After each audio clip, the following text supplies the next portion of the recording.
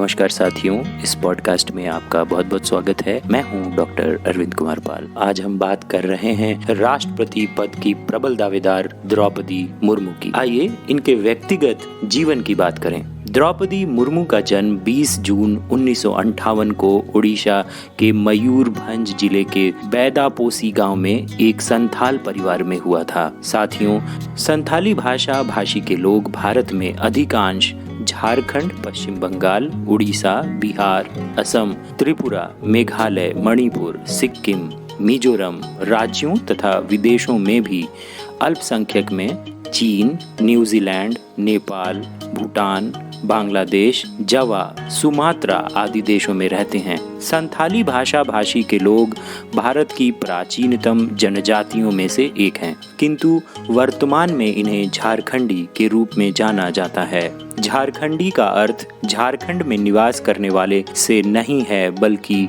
जाहेर के खोंड में पूजा करने वाले लोग से है, जो प्रकृति को विधाता मानता है, अर्थात प्रकृति के पुजारी। जल, जंगल और जमीन और जाहेर आयु की उपासना करते हैं। द्रौपदी मुर्मू के पिता का नाम बिरंची नारायण टुडू था।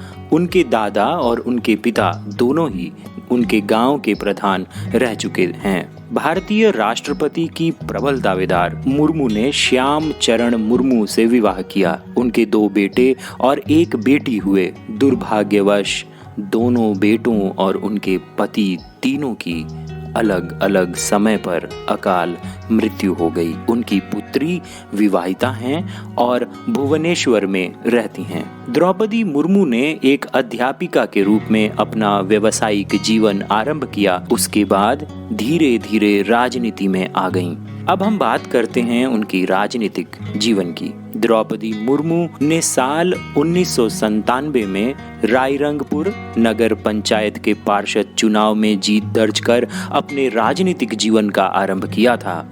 उन्होंने भाजपा के अनुसूचित जनजाति मोर्चे के उपाध्यक्ष के रूप में कार्य किया है। साथ ही वह भाजपा की आदिवासी मोर्चा की राष्ट्रीय कार्यकारिणी की सदस्य भी रही हैं। द्रौपदी मुर्मू ओडिशा के मयूरभंज जिले की रायरंगपुर सीट से साल 2000 और 2009 में भाजपा के टिकट पर 2 बार जीती और विधायक बनी।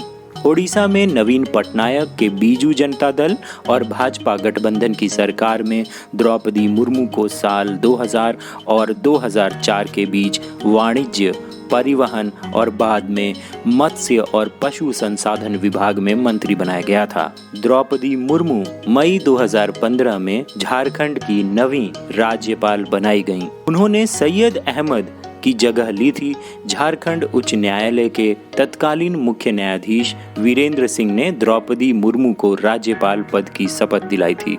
झारखंड की पहली महिला राज्यपाल बनने का खिताब भी द्रौपदी मुर्मू के नाम रहा।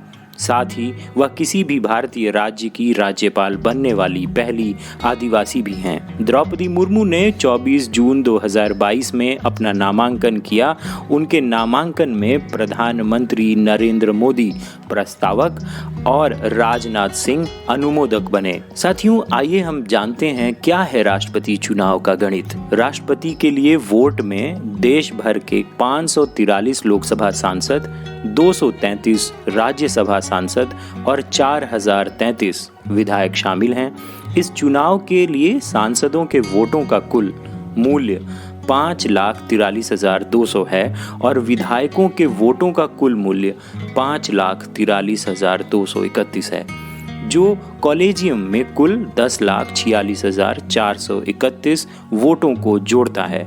हालांकि एनडीए लोकसभा और राज्यसभा में सबसे बड़ा समूह है, फिर भी उसे जीत हासिल करने के लिए छोटे दलों और निर्दलीय उम्मीदवारों के समर्थन की जरूरत है।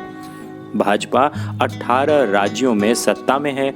उसे 10,86,431 मतों में से कुल 5,32,351 मत मिलेंगे, जबकि जीत के लिए 5,43,216 चाहिए।